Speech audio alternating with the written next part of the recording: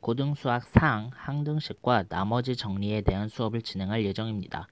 오늘은 수업이 끝났을 때 항등식의 기초인 숫자에 대한 개념과 등식의 종류에 대한 생각이 꼭 있으셔야 돼요. 오늘 수업이 끝났을 때 숫자라는 개념이 이런 게 있었구나.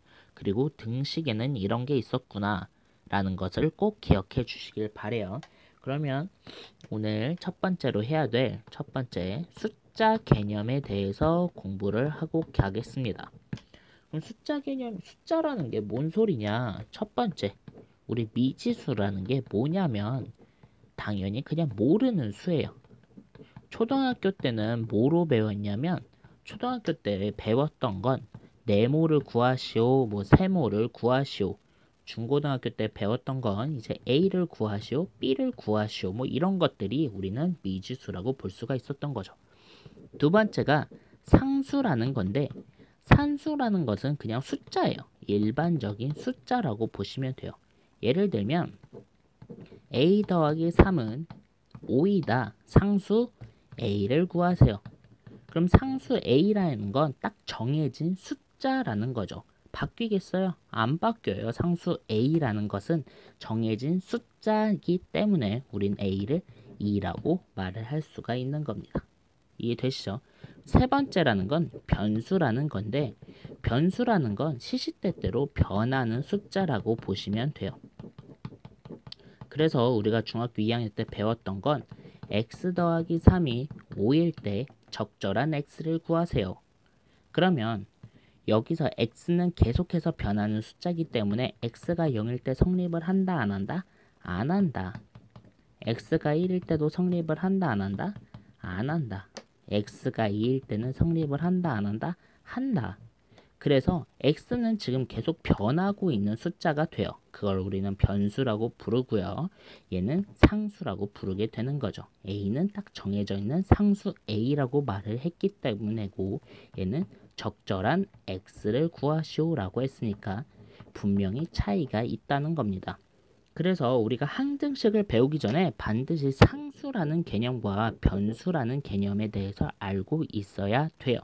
둘 다 미지수처럼 생기기는 했지만 엄연히 상수랑 변수는 다른 거기 때문이죠.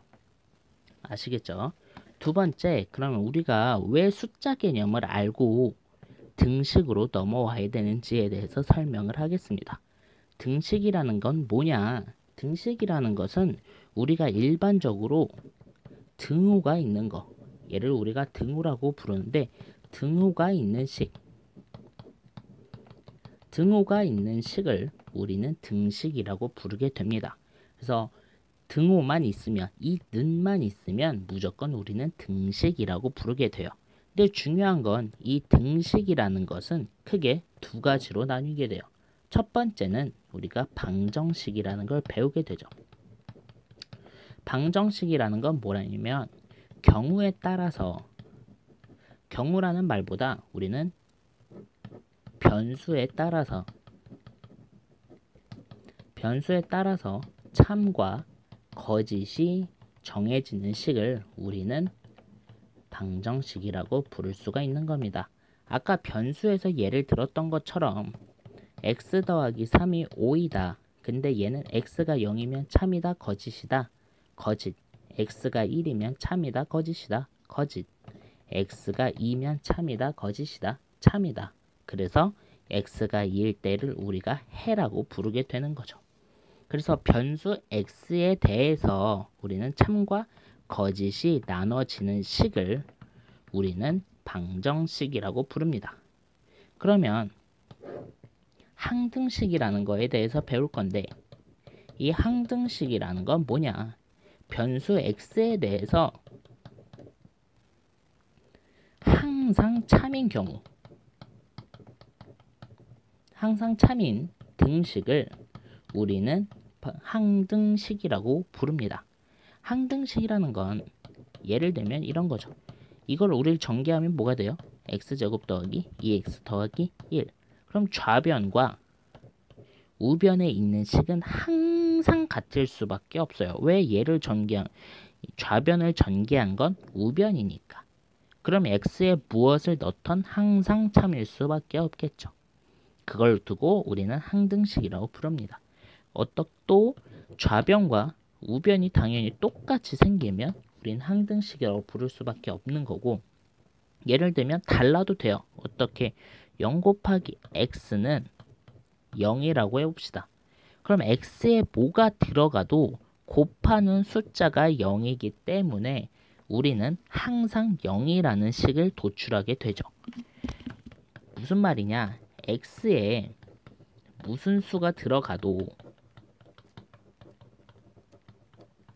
무슨 수가 들어가도 좌변은 항상 0이고 우변은 이미 0이기 때문에 항상 같을 수밖에 없다는 소리가 되는 겁니다.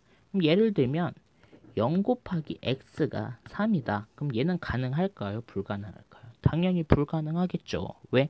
x에 뭐가 들어가도 좌변은 항상 0인데 우변은 이미 3이라는 숫자로 고정되어 있으니 같을 수가 없다는 소리가 되는 겁니다. 조금 이해가 되시나요? 한 번 더 연습을 해볼까요? a 곱하기 x가 0이다. 상수, 얘가 항등식이려면 상수 a의 적절한 건 뭘까요?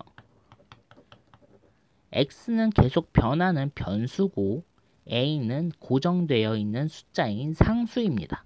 그럼 이 상수 a가 몇이어야 얘가 항상 항등식이 될까요?